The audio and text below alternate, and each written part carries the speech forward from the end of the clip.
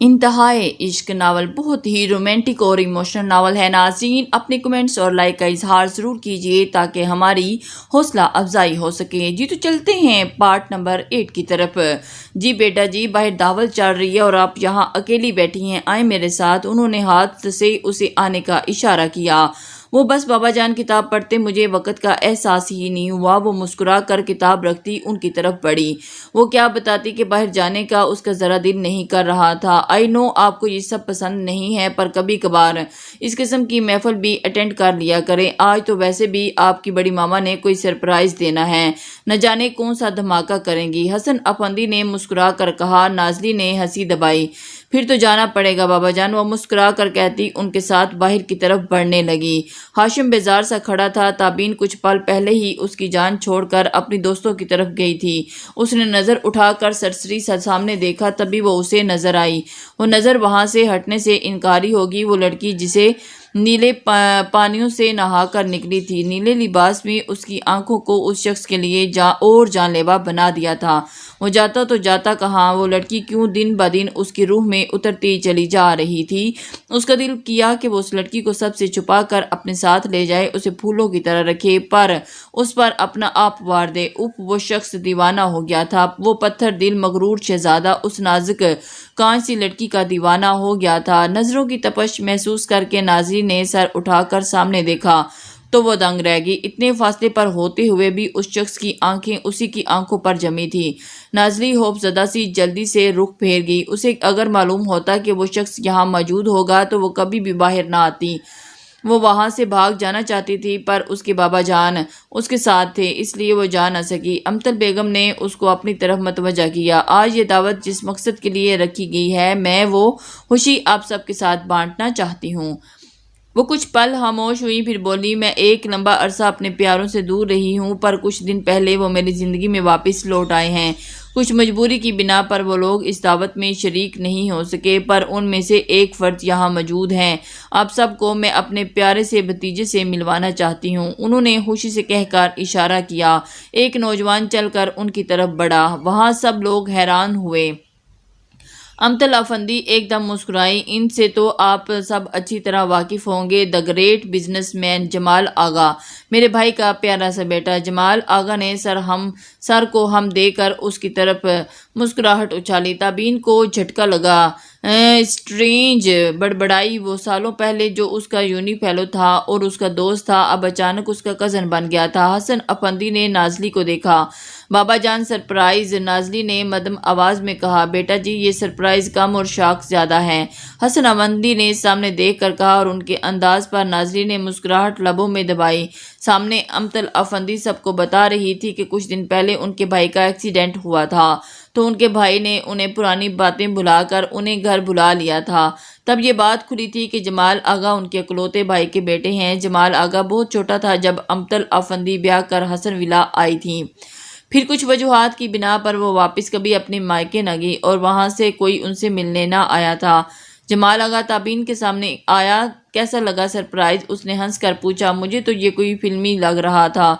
تابین نے منہ بنایا۔ جو بھی کہوں سچ ہے، اس نے مسکرا کر جواب دیا۔ تبھی تابین کی نظر دور کھڑے ہاشم پر پڑی۔ وہ کسی شخص سے باتوں میں مصروف تھا۔ سنو تابین، جمال آغا نے اسے اپنی طرف متوجہ کیا۔ وہ چونکی۔ ذرا مجھے اپنی چھوٹی کزن سے تو ملواؤ، اس نے مسکرا کر کہتے ایک نگاہ دور کھڑے ہاشم پر ڈالی۔ اچھا چلو۔ وہ اسے لے کر نازلی کی طرف بڑھی۔ لو جمال آغا، تم اپنی کزن سے ملو، میں گئی۔ تابین اسے وہاں چھوڑ کر خود ہاشم کی طرف بڑھی۔ نازلی نے پریشان نظروں سے تابین کو دیکھا اور اگلے پر تابین اور ہاشم چلتے ہوئے کچھ فاصلے پر رک گئے۔ امطل افندی سے باتیں کرنے لگے۔ ہاشم کی تمام تر توجہ کچھ فاصلے پر کھڑے نازلی اور جمال آغا کی طرف تھی۔ ہیلو سویٹ کزن، جمال آغا نے نازلی کو اپنی طرف متوجہ کرتے ہوئے اپنا ہاتھ آگے بڑھایا۔ نازلی نے جھجک کر اس کے بڑھے ہوئے ہاتھ کو دیکھا۔ یقین کریں محترمہ، مجھے کوئی بیماری نہیں ہے، اس نے دلکشی سے مسکرا کر کہا۔ تو مجبوراً نازلی نے اس کا ہاتھ تھام کر اسے جلدی سے ہیلو کہہ کر اپنا ہاتھ چھڑانا چاہا، پر دوسری طرف سے گرفت مضبوط کر لی گئی تھی۔ اسے جمال آغا کا ہاتھ تھامے دیکھ کر ہاشم کی رگوں میں آگ دوڑنے لگی۔ اس نے تیش میں مٹھیاں پینچ لی۔ جمال آغا نے ایک سرسری نظر ہاشم پر ڈالی اور پھر ایک دم ہنسا۔ میرا ہاتھ، نازلی نے اپنا ہاتھ چھڑاتے ہوئے کہا۔ اوپس، پھول سا نازک ہاتھ، پتہ ہی نہیں چلا کہ میری گرفت میں ہے۔ پراسرار مسکراہٹ چہرے پر سجائے اس نے نازلی کا ہاتھ چھوڑا۔ نازلی ہچکچا کر جانے لگی۔ جب وہ بولا آپ کی آنکھیں، وہ ایک دم سے رکی اور اس کی طرف دیکھنے لگی۔ جی جی جی، نازلی نے رک کر اسے دیکھا۔ جی آپ کی آنکھیں بہت دل نشیں ہیں۔ وہ مسکرا کر جان بوجھ کر اس کی طرف جھک کر بولا تو نازلی گھبرا کر ایک دم پیچھے ہٹی۔ سوری، وہ شرافت سے کہتا سیدھا ہوا، اور وہ ایکچولی میں نے آج تک اتنی گہری نیلی شفاف آنکھیں نہیں دیکھیں اس میں اس لیے کھوسا گیا تھا۔ وہ ہنس کر ایک نظر ہاشم کی طرف دیکھ کر بولا جس کا چہرہ لال ہو رہا تھا، آنکھیں آگ چھلکاتی سیاہ آنکھیں ان پر تھی۔ نازلی نے جب نظر اٹھا کر ہاشم کو دیکھا تو وہ گھبرا گئی۔ آپ جانتی ہیں ہاشم خان کون ہے؟ جمال آغا نے سرگوشی کی۔ نہیں تو نازلی نے گھبرا کر ہاشم سے نظریں ہٹائیں، پھر جلدی سے جمال آغا سے ایکسکیوز کرتی وہاں سے نکلی تھی، جبکہ جمال آغا نے حباست سے پہلے مسکرا کر پہلے نازلی کی پشت کو دیکھا اور پھر ہاشم کو جو تابین کی بات سن رہا تھا، پر اس کی تمام تر توجہ نازلی کی طرف تھی۔ اس کی مٹھیاں مضبوطی سے پیچھی ہوئی تھیں۔ وہ غصہ قابو کرنے کی بھرپور کوشش کر رہا تھا، اس بات سے انجان کہ اس کا دشمن اس کی کمزوری جان گیا تھا۔ اس کی حالت سمجھ کر جمال آغا قہقہ لگا کر ہنسنے لگا۔ کچھ دیر بعد تپتا سا ہاشم تابین سے ایکسکیوز کرتا وہاں سے نکلتا چلا گیا۔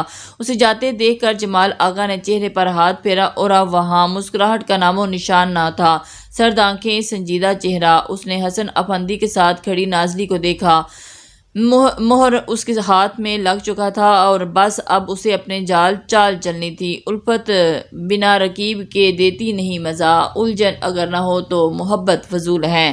مضبوطی سے اسٹیئرنگ وہیل تھامے، دانت پیستے، سرد نگاہوں سے روڈ کو دیکھتا وہ ڈرائیو کر رہا تھا۔ وہ جلتے دل کے ساتھ حسن ولاس سے نکلا تھا اور اس کے سر پر غصہ سوار تھا۔ بار بار وہ منظر اس کی آنکھوں کے سامنے آ رہے تھے۔ جمال آغا نے نازلی کا ہاتھ تھام رکھا تھا، اس کے قریب جھکا کچھ کہہ رہا تھا، مسکرا کر اس سے باتیں کر رہا تھا۔ یہ سب منظر اسے آگ لگا رہے تھے۔ وہ اس کی تھی تو پھر کوئی اور دوسرا کیسے اسے ہاتھ لگا سکتا تھا، کیسے اس کے قریب ہو سکتا تھا؟ اس پر صرف ہاشم خان کا حق ہے۔ وہ سوچوں میں گم ڈرائیو کر رہا تھا جب پیچھے سے ایک کار ہارن پر ہارن دیتی تیز اسپیڈ سے اس گاڑی کے سامنے آ کر رکی۔ ہاشم نے جلدی سے بریک پر پاؤں رکھا اور اگر صحیح وقت پر بریک نہ لگاتا تو سامنے والی کار سے اس کی کار ٹکرا جاتی۔ وہ غصے سے کھولتا کار سے باہر نکلا تھا۔ سامنے والی کار سے اس نے جس بندے کو نکلتے دیکھا تو اس کا غصہ آسمان کو چھونے لگا۔ وہ تپ کر آگے بڑھا اور سامنے والے کو گریبان سے پکڑا۔ اندھے ہو، یہ کیا حرکت تھی؟ ہوش میں ہو کہ نہیں یو سائیکو؟ ہاشم دانت پیس کر گرایا۔ کول مین کول۔ جمال آغا کمینگی سے مسکرایا۔ تم سے بات کرنی تھی ہاشم خان، صبح تک انتظار نہیں کر سکا تو سوچا ابھی ہی کر لوں، وہ شاطرانہ انداز میں بولا تو ہاشم نے اسے جھٹکے سے چھوڑا اور پھر سرد نظروں سے گھورنے لگا۔ تمہیں پتہ ہے آج میں بہت خوش ہوں۔ جمال آغا اس کے چہرے کو بغور دیکھ کر ہنسا۔ بکواس نہیں سننی مجھے، ہاشم چبا کر کہتا جانے کے لیے پلٹا۔ نازلی، حسن افندی سے متعلق بات تمہارے لیے بکواس تو ہرگز نہیں ہو سکتی۔ نازلی کے نام پر ہاشم جھٹکے سے اس کی طرف مطلب کیا ہے تمہاری بات کا؟ ہاشم کا بس نہیں چل رہا تھا کہ وہ اس حبیث کا انسان کا منہ توڑ دے۔ مطلب یہ کہ ہاشم خان تمہارے دل کا راز تمہارے اس دشمن نے پا لیا ہے۔ وہ شانے اچکا کر مسکرایا۔ تمہاری نظروں کی تپش، تمہارے دل کی جلن اس جمال آغا نے محسوس کر لیا ہے۔ وہ مزے سے بولا، ویسے میں کبھی کبھی سوچتا ہوں اگر ہم دونوں دوست ہوتے تو کمال کے ہوتے اور ایک دوسرے کو بڑے اچھے سے جانتے جو ہیں، پر جو اب کیا کیا جائے کہ دشمنی نے اس قدر مضبوط جڑیں کر لی ہیں کہ دوستی کی کوئی گنجائش ہی نہیں۔ اس نے مدھم سا مسکرا کر ہاشم کے اسپاٹ چہرے کو دیکھا، پھر بول پڑا، غصہ آیا نا تمہیں اسے میرے برابر کھڑا دیکھ کر؟ اس نے آبرو اٹھایا۔ میرا بھی یہی حال تھا جب تبین حسن افندی میری محبت ہوتے ہوئے بھی تمہاری دیوانی تھی۔ اپنی بات پر اس نے افسوس سے نفی میں سر ہلایا۔ دیوانی تھی نہیں، آج بھی ہے۔ آج بھی اسے ہاشم خان کے علاوہ کوئی دوسرا نظر نہیں آتا اور آج بھی اسے ہاشم خان چاہیے۔ اس نے لال آنکھوں سے ہاشم کے چہرے کو دیکھا۔ تابین حسن افندی اس دل میں رہتی ہے، پر آج سے نازلی حسن افندی نے دماغ پر قبضہ کر لیا ہے اور دل سے زیادہ دماغ جو چیز حاوی ہو جائے وہ تباہی مچاتی ہے۔ اب تابین حسن افندی ملے نہ ملے، پر اب جمال آغا نازلی حسن افندی کو نہیں چھوڑے گا، وہ تو میری۔ اس کے منہ سے نکلتے الفاظ ہاشم کا دماغ گھما گئے۔ اس کی بات مکمل ہونے سے پہلے ہی ہاشم کا ہاتھ گھوما تھا اور جمال آغا لڑکھڑا کر پیچھے گاڑی سے ٹکرایا۔ ہاشم کے بھاری ہاتھ کا مکہ اس کے منہ پر اس شدت سے پڑا کہ جمال آغا کے منہ سے خون رسنے لگا۔ اب اگر تم نے ایک اور لفظ منہ سے نکالا تو یہیں زندہ گاڑ دوں گا، سمجھے؟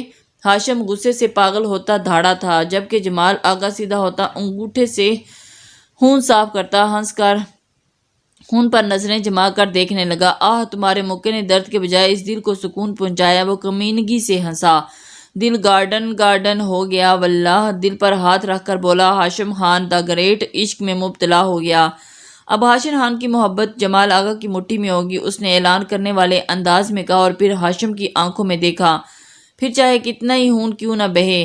اس کا لہجہ بلا کسر تھا۔ لیٹ دا گیم بیگن، اس نے سپاٹ انداز میں کہا، پھر پلٹ کر جانے لگا، اور جب ہاشم نے ایک دم دایاں ہاتھ بڑھا کر اس کے کالر سے پکڑا، تم کیا سمجھتے ہو کہ ہاشم خان تمہیں جیتنے دے گا؟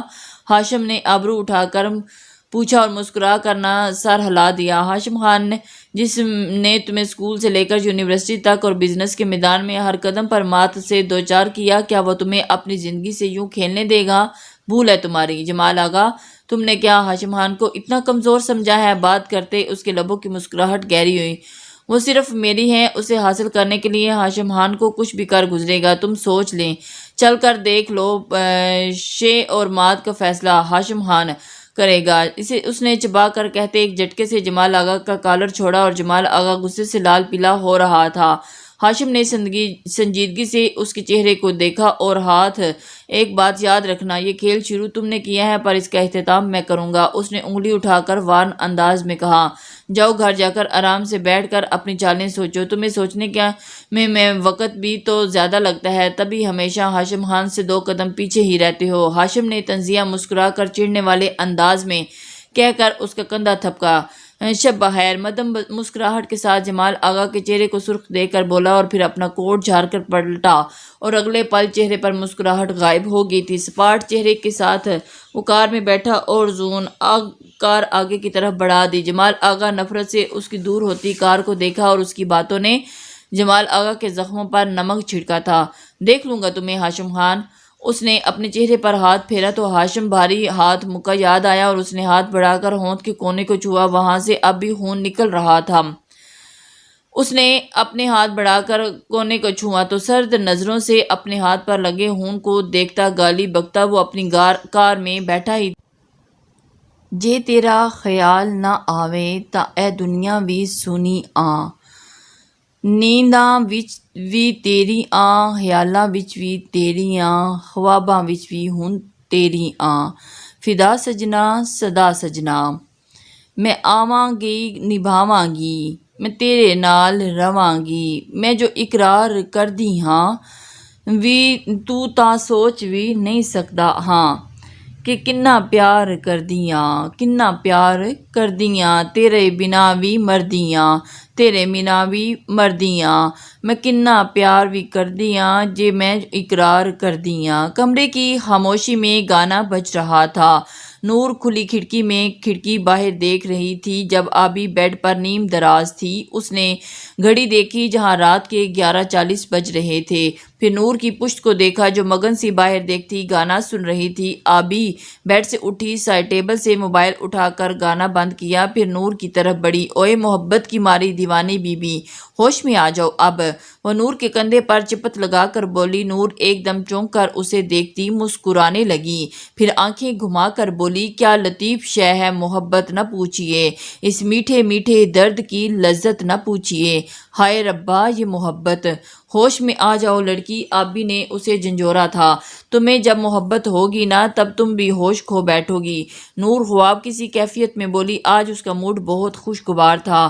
ابھی تو ہوش میں آؤ، ذرا کھڑی ہو کر نظر کرم فرماؤ۔ آبی تپ کر بولی۔ اس کی بات پر نور نے چونک کر گھڑی دیکھی، 12 بجنے میں 10 منٹ رہتے تھے۔ ہائے اللہ، نور نے سر پر ہاتھ مارا، جلدی سے گفٹ کھولو گفٹ لاؤ اور بھاگو چڑیل۔ آبی کے کہنے پر جلدی سے وہ بھاگ کر الماری کی طرف گئی، اندر سے خوبصورت سا پیک باکس نکالا اور اس میں شہریار کی فیورٹ پرفیوم تھی، جس کی خوشبو ہمیشہ ماہنور کے حواس پر چھائے رہتی تھی، جو ہر وقت اسے اس شخص کی موجودگی کا احساس دلاتی تھی۔ اس نے نظر اٹھا کر آبی کو دیکھا۔ یار مجھے ڈر لگ رہا ہے، اس نے منہ بسور کر کہا۔ ڈر گیا؟ تیل لینے جاؤ جلدی اور واش روم کر کے اور وش کر کے واپس گفٹ دو لالا کو، انہوں نے فدا ہو جانا ہے تم پر۔ آبی آنکھ دبا کر بولی۔ ہو ہی نہ جائیں، نور نے منہ بنایا۔ اب جاؤ بھی، 12 بجنے والے ہیں۔ آبی نے اسے دروازے کی طرف دھکیلا۔ دعا کرنا تمہارے جلاد بھائی سے بچ جاؤں۔ وہ دروازے سے نکلتی پلٹ کر بولی ہی تھی، جیسے ہی آگے بڑھی، بھاگو اب۔ نور کی بچی ابھی اسے گھور کر آگے بڑھی تو وہ جھٹ سے دروازہ بند کرتی بھاگی۔ اس کے جاتے ہی آبی مسکرائی۔ یہ نور بھی نا پاگل ہے، بالکل پاگل۔ وہ بڑبڑا کر واش روم کی طرف بڑھ گئی۔ نور نروس سی شہریار کے روم کے باہر کھڑی تھی۔ لمبی سانس کھینچ کر اس نے دروازے پر دستک دی۔ دوسری طرف سے کوئی جواب نہ آیا تو وہ خاموشی سے کھڑکی رہی، جبکہ اس کی بھاری آواز اس کے کانوں میں پڑی۔ آ جاؤ نور، دھڑکتے دل کے ساتھ دروازہ دھکیل کر اندر داخل ہوئی۔ اس نے سامنے بیڈ کو دیکھا تو بیڈ خالی تھا، تو پھر کمرے میں نظر دوڑائی تو شہریار الماری کھولے کپڑے ادھر ادھر کر رہا تھا۔ نور نے اس کی پشت کو دیکھا، وہ پلٹنے لگا تو اس نے جلدی سے گفٹ والا ہاتھ پیچھے کیا۔ تم یہاں کیا کر رہی ہو؟ حیرت سے پوچھا گیا۔ وہ آپ کی برتھ ڈے ہے نا؟ نور نے مدھم آواز میں کہا۔ ہاں، تو اس نے ابرو اٹھا کر کہا۔ Happy birthday Shahryar. اس نے مسکرا کر گفٹ والا ہاتھ اس کی طرف بڑھایا اور اس کی طرف دیکھنے لگا۔ میں بھی کوئی بچہ نہیں ہوں، وہ سنجیدگی سے کہتا دوبارہ کام میں مصروف ہوا۔ وہ اس کی طرف ایک دم دیکھ کر حیران ہوئی۔ پر میں یہ بہت دل سے آپ کے لیے لائی ہوں۔ اس نے آگے بڑھ کر گفٹ بیڈ کی سائڈ پر ٹیبل پر رکھا۔ مجھے تم سے کچھ نہیں چاہیے، لے جاؤ اسے۔ وہ الماری سے ایک شرٹ نکال کر بیڈ پر رکھنے لگا، جبکہ مانور اس کی بات کو اگنور کرتی جانے کے لیے پلٹنے لگی۔ جب شہریار نے جھٹ سے اس کا بازو تھام لیا، اسے لیتی جاؤ، اس نے باکس کی طرف اشارہ کرتے ہوئے کہا۔ نہیں، نور نے نہ میں سر ہلا کر مسکراتے ہوئے کہا۔ کیوں نہیں؟ اس کی پیشانی پر بل پڑے۔ کیوں؟ اسپیشلی آپ کے لیے لائی ہوں اور آپ کو لینا پڑے گا۔ اگر نہیں چاہیے تو پھینک دیجیے، پر میں واپس نہیں لوں گی۔ نور نے اس کی آنکھوں میں دیکھ کر سنجیدگی سے کہا۔ ہر وقت کی ضد اچھی نہیں ہوتی، وہ تپا تھا۔ بالکل، اسی لیے خاموشی سے اس گفٹ کو قبول کر لے، وہ مسکرا کر بولی۔ شہریار نے اسے گھورا۔ آج تو محترمہ کے انداز ہی بدلے ہوئے تھے۔ جاؤ یہاں سے۔ شہریار نے جھٹکے سے اس کا بازو چھوڑا تھا۔ جا ہی تو رہی تھی، پر آپ نے ہی روک لیا، وہ چڑھانے والے انداز میں کہتی مسکرانے لگی تھی۔ Get out Mahnoor. شہریار نے چبا کر دروازے کی طرف اشارہ کیا۔ تھوڑے انگارے چبائے، جا ہی رہی ہوں۔ وہ مدھم سی مسکرا کر پلٹی اور اس کا پرسکون انداز شہریار کو غصہ دلا رہا تھا۔ کمرے کی دہلیز تک جا کر اس نے گردن پھیر کر شہریار کو دیکھا۔ شبہ خیر منگیتر صاحب، وہ ہنسی دبا کر شرارت سے بولی۔ شہریار نے دانت پیس کر اسے دیکھا۔ وہ چھوٹی سی لڑکی اس قسم کی باتیں کر کے اس کا بلڈ پریشر ہائی کر رہی تھی۔ ماں، وہ غصے سے آگے بڑھا، پر اس سے پہلے وہ ہنسی دروازے بند کرتی وہاں سے بھاگ گئی۔ شہریار تیش میں پلٹا، سائڈ ٹیبل سے گفٹ اٹھا کر کھڑکی کی طرف بڑھا تھا۔ ہاتھ اٹھا کر اس نے گفٹ کو کھلی کھڑکی سے باہر پھینک دینا چاہا، پر ایک دم سے رک گیا۔ ہاتھ آہستہ سے نیچے کیا اور ایک نظر اس پیک باکس پر ڈالی، پھر جانے کے دل میں کیا سمائی کہ الماری کی طرف بڑھا۔ ہاتھ میں پکڑا گفٹ اندرونی دروازے میں رکھ کر اسے لاک کیا، پھر لمبی سانس کھینچ کر الماری بند کرتا صوفے پر بیٹھ کر دکھتی آنکھیں موند گیا۔ کوئی آیت، کوئی جادو، کوئی تعویذ لا دو، کوئی آیت، کوئی جادو، کوئی تعویذ لا دو، مجھے عمر بھر اس کے ساتھ رہنا ہے۔ سنہری دھوپ تلے لان میں رنگ برنگے پھولوں کے بیچ کھڑی وہ کانچ سی لڑکی کینوس پر برش پھیر رہی تھی اور اپنے کام میں اس قدر مگن تھی کہ اسے احساس تک ہی نہ ہوا کہ کوئی اس کے عین پیچھے کھڑا بھی اس کے کام کو دیکھ رہا تھا۔ اس کا برش ایک دم رکا تھا، پر نظریں ابھی بھی پینٹنگ پر جمی تھی۔ برش کو ہاتھ میں تھامے وہ تفصیل سے اپنی مکمل کی گئی پینٹنگ کو دیکھ کر مگن سے دیکھ رہی تھی۔ وہ بھی کینوس پر پینٹ اس خوبصورت چہرے کو دیکھ رہا تھا، انتہا کا خوبصورت تھا اور حسین چہرہ، روشن پر نور آنکھ، مغرور کھڑی ناک، شفیق کی لال لیے اور گال، گلاب کی پتیوں جیسے ہونٹ، سیاہ ناگن جیسے بال، جس کی ایک لٹ اس گلابی گال کو چھو رہی تھی۔ بے حد خوبصورت مگر ادھورا چہرہ، اس نے صرف چہرے کی ایک سائیڈ پینٹ کی تھی، اور جس انداز سے وہ اس پینٹنگ کا جائزہ لے رہی تھی وہ سمجھ گیا تھا کہ وہ اپنی طرف سے اسے مکمل کر چکی ہے۔ وہ سوچنے لگا اس نے اس حسین چہرے کو کیوں پینٹ کیا؟ اگر وہ اسے مکمل کرتی تو وہ پینٹنگ ایک خوبصورت شاہکار بن سکتی تھی۔ وہ ایک قدم اس کے قریب آیا اور اس کے کان کے قریب جھکا۔ اس قدر حسین، اس قدر خوبصورت چہرہ پر ادھورا کیوں ہے؟ وہ گمبھیر آواز نازلی کی سماعتوں سے ٹکرائی، وہ ایک دم کانپی تھی۔ ہاتھ میں پکڑا برش نیچے گر گیا۔ وہ جھٹ سے پلٹی تو اپنے چہرے پر بالکل قریب اس نے وجیح چہرے کو پایا۔ اس شخص کو دیکھ کر اس کا دل باہر آنے کو تھا۔ وہ جلدی سے چند قدم پیچھے ہوئی۔ نیلے نین حیرت سے اس شخص کو دیکھ رہے تھے، اور ان کے گھر میں کیسے آ گیا؟ شاید وہ بھول رہی تھی کہ تابین بھی اسی گھر میں رہتی ہے، وہ اسے ملنے بھی آ سکتے ہیں۔ وہ روکنے والی کون ہوتی ہے؟ آپ یہاں کس لیے؟ اس نے خوف سے پوچھا۔ آپ کے لیے، دوسری طرف مسکرا کر جواب دیا گیا۔ چلے جائیں یہاں سے۔ وہ ارد گرد نظر دوڑا کر بولی، جبکہ وہ خوف کے حصار میں قید ان نیلی آنکھوں کو بغور دیکھنے لگا۔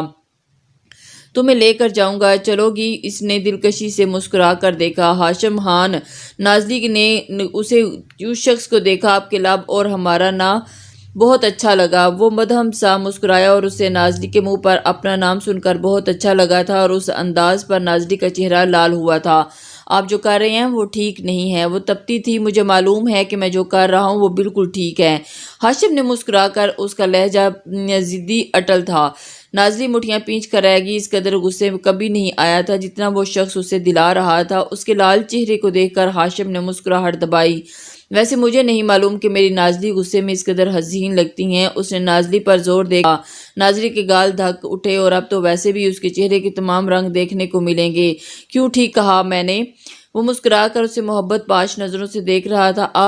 آپ مجھ سے کیا چاہتے ہیں؟ اس کی بات پر نازلی کا دل کانپنے لگا تھا۔ کتنا جنونی انداز تھا اس شخص کا۔ تمہیں بتایا تو تھا، یا بھول گئی ہو؟ ویسے تو جیسے ہی ہماری پہلی ملاقات بھولی ہوئی ہو۔ اس نے ابرو اٹھا کر پوچھا۔ مجھے کچھ یاد نہیں کرنا۔ آپ پلیز میرا پیچھا چھوڑ دیں، مجھے معاف کر دیں۔ اس کا دل ڈر رہا تھا، پر اس نے اپنا لہجہ مضبوط کر کے دل کی بات کر ڈالی۔ ہاتھ جوڑ کر معافی مانگو، پھر معاف کر دوں گا۔ وجیح چہرے پر مدم مسکراہٹ اور سیاہ آنکھوں میں اشارت لیے اس نے نازلی کو دیکھا۔ اوف، وہ شخص جادوگر تھا۔ اس انداز میں وہ اتنا دل دھڑکا دینے والا لگ رہا تھا۔ اگر نازلی اپنا ڈر بھلا کر ایک نظر اس کی آنکھوں میں دیکھ لیتی تو ضرور اپنا دل ہار بیٹھتی، پر وہ لڑکی بے چین نظروں سے ارد گرد دیکھنے میں مصروف تھی۔ اگر ہاشم شاہ کو اس کے ساتھ کسی نے دیکھ لیا تو کیا ہوگا؟ یہ اس کی بات پر وہ جھٹ سے ہاتھ جوڑ گئی۔ آپ جائیں اور کبھی واپس مت آئیے گا، اس نے مدھم آواز میں منت بھرے لہجے میں کہا۔ اس کے انداز پر ہاشم کا دل کیا کہ اسے اپنے دل میں چھپا لے۔ وہ لڑکی اس کی سانسوں میں بس گئی تھی، وہ کیوں کر اسے چھوڑ دیتا؟ اس گڑیا کے ساتھ تو اس شہزادے کی سانسیں جڑ گئی تھی۔ جب تک تمہیں یہاں سے لے کر نہیں چلا جاتا تب تک تو واپس آنا ہی پڑے گا۔ وہ اب کی بار سنجیدگی سے اس کی آنکھوں میں دیکھ کر بولا، میں آپ ہی کو سب بتا دوں گی۔ نازلی نے اس کی باتوں سے تنگ آ کر اسے دھمکی دی۔ اس کی بات پر ہاشم کے لبوں پر بے ساختہ مسکراہٹ پھیلی۔ اس کی معصوم سی دھمکی پر ہاشم کو اس پر ٹوٹ کر پیار آیا۔ وہ سیاہ دلکش آنکھیں نازلی کے چہرے پر ایک ایک نقش کو دل میں اتار رہی تھی۔ وہ ایک دم اس کی طرف بڑھنے لگا تو نازلی ڈر کر پیچھے ہٹی۔ اسے 2 قدم کے فاصلے پر رک کر وہ اسے دیکھ کر بولا، تم شوق سے اپنی بہن کو سب کچھ بتا دو، پر کیا وہ تم پر یقین کرے گی؟ کیا وہ تمہاری بات مان لے گی؟ اس نے آبرو اٹھا کر پوچھا۔ وہ ان دونوں بہنوں کے رشتے سے جانتا تھا کہ اس کے سامنے کھڑی یہ پاگل لڑکی تابین سے بہت محبت کرتی تھی، پر تابین کو اس سے خاص لگاؤ نہیں تھا۔ اس بات پر ان نیلی آنکھوں میں اداسی اتر آئی۔ وہ شخص ان بہنوں کے تعلق کے بارے میں سب جانتا تھا، اس کے لیے آگے اور کیا کہتی؟ وہ نظریں جھکا کر سائڈ سے ہو کر جانے لگی جب اس نے نرمی سے اس کا ہاتھ اپنے مضبوط ہاتھ میں کی گرفت میں کر لیا۔ ایسے لوگوں کی پرواہ نہیں کرتے جو آپ کو کچھ نہ سمجھتے، اور ایسے لوگوں کو پیچھے خود بے مول مت کرو۔ بہت قیمتی ہو تم ہاشم خان کے لیے، اور جو ہاشم خان کے لیے قیمتی ہو وہ اسے بے مول ہوتے ہوئے نہیں دیکھ سکتا۔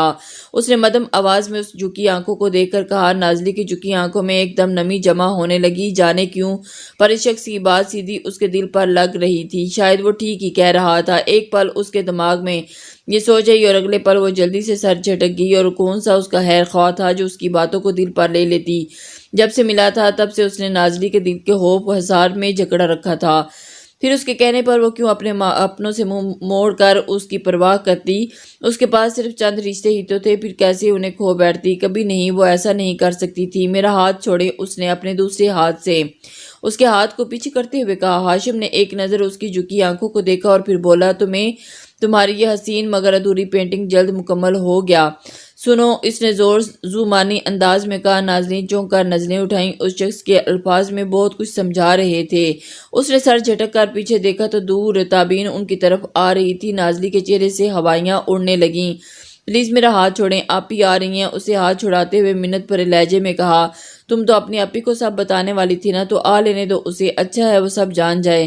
وہ پرسکون سا مسکراتا نازلی کی حالت دیکھ کر ملحوظ ہو رہا تھا۔ پلیز میرا ہاتھ چھوڑیں، اسے مدھم آواز میں کہتے نم آنکھوں سے ہاشم کو دیکھا۔ ہاشم نے جب اس کی نیلی جھیل آنکھوں میں دیکھا تو اگلے پل آہستہ سے اس کے ہاتھ سے اپنی گرفت سے آزاد کیا۔ کیا ہوا؟ تابین ان کے قریب آتی بولی تھی۔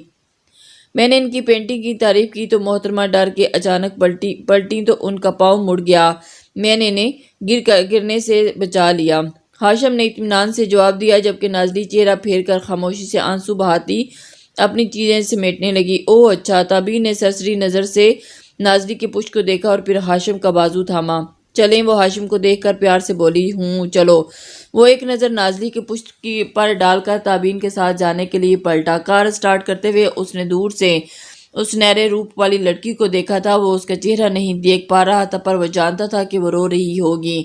یہ کیسی محبت تھی اس کی کہ وہ اپنے ہر پیارے کو آنسوؤں کا تحفہ دیتا تھا، پر وہ کیا کرتا، وہ ایسا ہی تھا، محبت میں جنونی ضد کا پکا، فیصلوں کا اٹل۔ نازلی آنسو پوچھتی چیزیں اٹھا کر اندر کی طرف بڑھی۔ اس نے سوچ لیا تھا کہ وہ اس پاگل شخص کو اور برداشت نہیں کرے گی۔ وہ کل ہی جا کر آنی کو اس کے بارے میں بتا دے گی، پھر آگے جو بھی ہوگا دیکھا جائے گا۔